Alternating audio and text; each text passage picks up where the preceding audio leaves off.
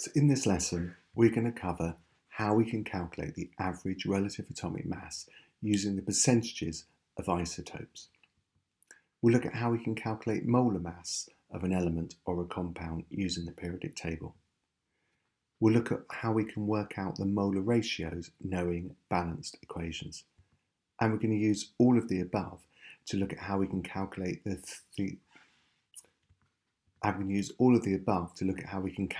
the theoretical yield mass of a substance, knowing the mass of one of the reactants. And finally, we never get out what we expect with a chemical reaction, so we can look at the percentage yield for an actual chemical reaction. So let's start by looking at how we can calculate the average relative atomic mass, knowing the percentage of abundance of different isotopes of an element. Now, carbon has three kinds of atoms. They're all isotopes of carbon. The most abundant of them is carbon-12, and that consists of 98.89% of all carbon atoms. Much lower, a tiny fraction, is the amount of carbon atoms that are carbon-13, and that's only 1.11%. And incredibly low is carbon-14, which is a radioactive atom used for carbon dating. And only 1 in about 1 times 10 to the minus 12 atoms are actually carbon-14. How do we work out the relative atomic mass to put on the periodic table? Well, what we see on the periodic table is an average of all of the isotopes, but it has to take into account the percentage abundance. So because carbon-13 and carbon-14 are only a tiny fraction of the carbon atoms compared to carbon-12, the average mass of carbon atoms is actually 12.01. And in GCSE periodic tables, it's just quoted as 12. So let's take a different example and let's look at the isotopes of chlorine.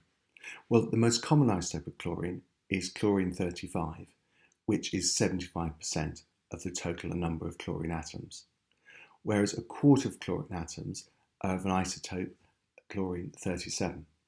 So you can see the abundances here, 75% and 25%.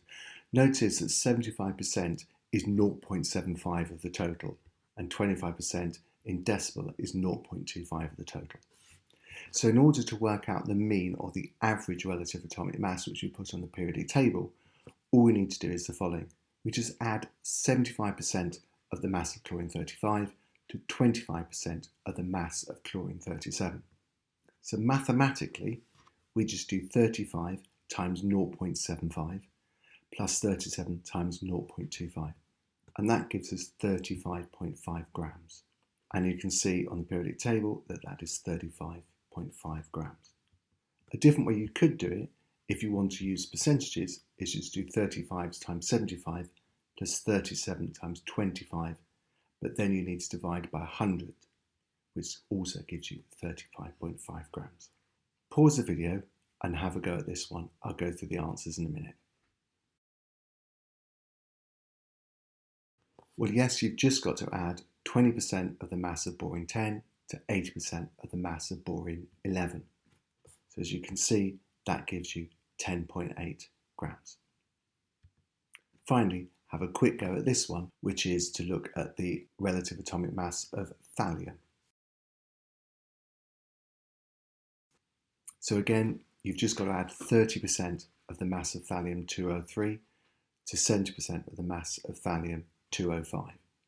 And that gives us 203 times 0.3 for 30% plus 205 times 0.7 for 70%, and you should have got 204.4 grams.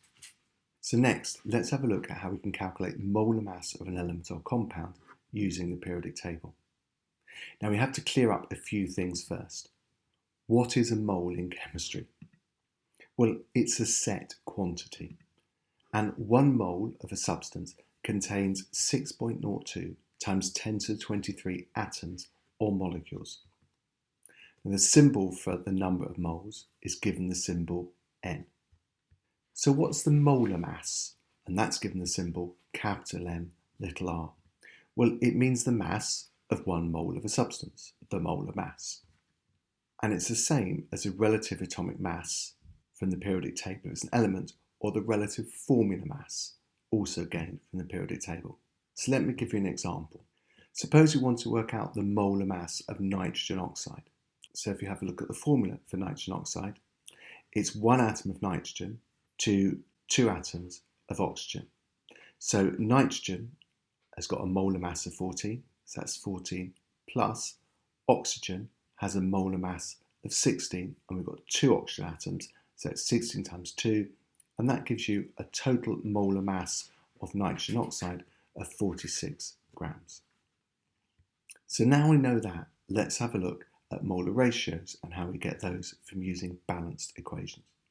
And if we have a look at this balanced equation here, these are called species. In chemistry, species just mean different elements or compounds.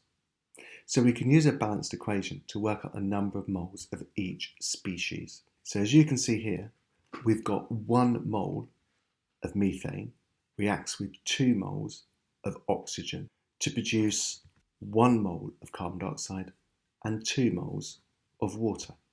So what about if we had 2 moles of methane? What would it produce? Have a think. Well, if we've got 2 moles of methane, we're going to get twice as much of everything else. So we'll get 4 moles of oxygen, 2 moles of carbon dioxide, and 4 moles of water. So in a minute, I want you to have a go at these yourself, but I just want to show you this example so you're fully clear on what to do. Here we have 1 mole of propane, and that reacts with 5 moles of oxygen to produce 3 moles of carbon dioxide and 4 moles of water. Now, of course, that ratio must stay the same. So suppose you started with 2 moles of propane. Well, in that case, how many moles of oxygen we'd have? Well, it's a ratio of 1 to 5. This is 5 times more. So if you start with 2, you must have 5 times more, which is 10 moles of oxygen.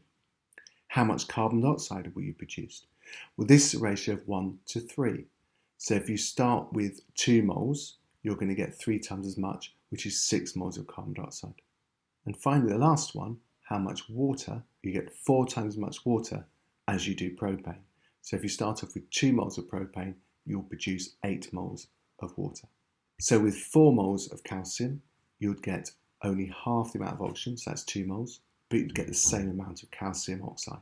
If you've got 5 moles of oxygen, you'll get double the amount of calcium, so that's 10, and you'll get double the amount of calcium oxide, which is also 10. If you've got 0.1 moles of calcium, of course, oxygen is half that amount, so that's 0.05, and calcium oxide has got the same molar ratio, so you'll get 0.10 moles. If you've done that, that's fantastic. So the problem is we don't measure moles, we actually measure mass. So let's have a look at this example, and then we're going to have a look at how these things that we've learned so far allows us to work out theoretical yield of products with chemical reactions. So in this example, we've got magnesium reacting with oxygen to produce magnesium oxide. So that means 2 moles of magnesium react with 1 mole of oxygen molecules to produce 2 moles of magnesium oxide. And we can work out the molar mass, or the mass of each. So the molar mass is 24 for magnesium. So multiply that by 2, and that's the total mass. Oxygen has a molar mass of 16, so multiply by 2 gives you that mass. And finally, the molar mass of magnesium oxide is 24 plus 16, and we've got 2 moles, so total mass will be times 2. So total masses are 48 grams plus 32 grams gives you 80 grams. You'll notice mass is conserved in a chemical reaction. So if we wanted to make 800 grams of magnesium oxide, how much magnesium would we need to use? Well, all we're doing is we're multiplying up the ratios. So 800 divided by 80 is 10. So we're going to produce 10 times as much magnesium oxide, which means we need 10 times as much magnesium to do it. So 10 times 48 is 480 grams. Now, the next thing we're going to do is look at how we can calculate theoretical yield mass of a substance from a balanced equation. It's important that you have a periodic table in front of you for this to help you not only with the question that I go through, but the practice questions afterwards. The best place to find one is from your GCSE revision guide, either at the back of the Combined Science Revision Guide or if you're a triple scientist, at the back of your chemistry revision guide. So pause the video, go and find that first, and then we'll go through the next part. So in this example, we've got aluminium is extracted from aluminium oxide as shown.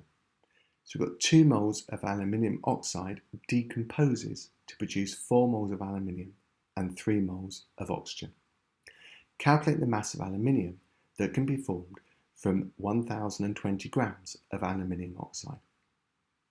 The first thing we need to do, in order to work out the mass of aluminium, we need to know how many moles of aluminium we're going to produce.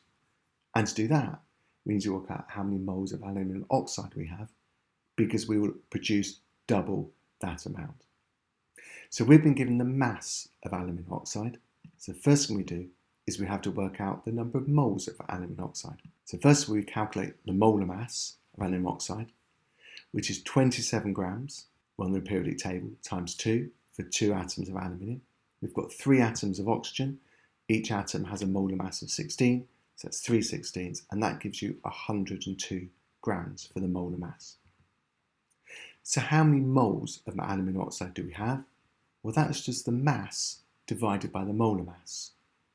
So that's 1020 divided by 102 tells us we've got 10 moles of aluminium oxide. So the next step is to look at the ratios of aluminium to aluminium oxide and decide how many moles of aluminium we will produce. So we've got a ratio of 2 to 4, which is 1 to 2, which means if we have 10 moles of aluminium oxide, we'll produce 20 moles of aluminium. So now we know the number of moles of aluminium. All we have to do is use the molar mass of aluminium, and we can work out the total mass. So to work out the mass of aluminium, it's just the number of moles times the molar mass of aluminium, which is given the symbol N times Mr, and that's 20 moles times by the molar mass of aluminium is 27, and that gives you 540 grams. So not too tricky. Let me go through one more example, and then I'm going to get you to practice one yourself. So it says calculate the mass of oxygen needed to react with 10 grams of calcium to form calcium oxide. And we've got the balanced equation. 2 moles of calcium reacts with 1 mole of oxygen to produce 2 moles of calcium oxide. So again, to work out the mass of oxygen, we need to first work out the number of moles of calcium, which will then automatically tell us we need half the number of moles of oxygen. So, step 1, calculate a number of moles of calcium. The molar mass of calcium per periodic table is 40. So the number of moles is the mass divided by the molar mass, which is 10, divided by the molar mass of 40. So we only have a quarter of a mole of calcium. Now, of course, the next thing is how many moles of oxygen will that produce? Well, it's a ratio of 2 to 1, which means we've got a quarter of a mole of calcium will have half the amount of oxygen, which is 0.125 moles of oxygen. And finally, now we know the number of moles of oxygen, we can work out the mass of oxygen, which is the number of moles times by the molar mass. Molar mass of oxygen is 32 because we've got 2 atoms of oxygen, and that then gives us the mass of oxygen equal to 0.125 moles times 32, which is 4 grams. So what I'd like you to do now is to have a go at this one yourself. Pause the video, I'll go through the answers in a minute or two. So we can see that we've first got to calculate the moles of oxygen. So the molar mass of oxygen is 16 times 2 because there's 2 atoms of oxygen, which is 32 grams. So the number of moles of oxygen is the mass divided by the molar mass, which is 48 divided by 32. So we've got 1.5 moles of oxygen. So now we need to work out the number of moles of propane, and we need to use the molar ratio. So it's in a ratio of 1 to 5, which means we'll get 5 times less for the number of moles of propane. So we've got 1.5 moles divided by 5, so we'll get 0.3 moles of propane. Now we know the number of moles of propane, we can work out the mass of propane. So the molar mass of propane is going to equal 12 times 3 for 3 carbon atoms and 1 times 8 for 8 hydrogen atoms, which gives us 48 grams. And the mass of methane will then be the number of moles times the molar mass, which is 0.2 times 44, which gives us 13.2 grams. Now finally, whenever we work out the theoretical yield mass, we never get that in reality. In industry, however much they work out the theory for the amount of mass they should get using a balanced equation, you're never in reality going to get as much as that because of losses along the line. So what you need to be able to do is also calculate the percentage yield. The theoretical mass is the expected amount of the product from a reaction calculation from a balanced equation that you have already done. The percentage yield is the actual amount of mass produced compared to your theoretical mass. So this is the equation you need to be using. It's just actual mass divided by the theoretical mass times 100. Let's give you one example. A student burns magnesium in air to produce 1.4 grams of magnesium oxide. That's the actual mass produced. The theoretical yield of magnesium oxide for the experiment is 2.00 grams. That's worked out using the balanced equation method. Calculate the percentage yield for the student's experiment. Well, that's just actual mass divided by theoretical mass times 100.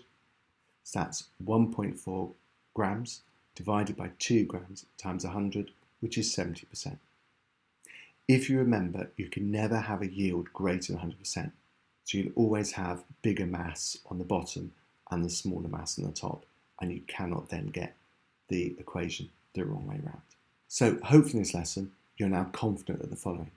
Calculating the average relative atomic mass using the percentage abundance of isotopes. You should now be able to calculate the molar mass of any compound using the periodic table. You should be able to work out the molar ratios using balanced equations. And using those things, you should be able to work out the theoretical yield of a product giving the mass of one of the reactants. And finally, you should be able to work out the percentage yield of an actual chemical experiment, because we never get out the mass of the products that we expect.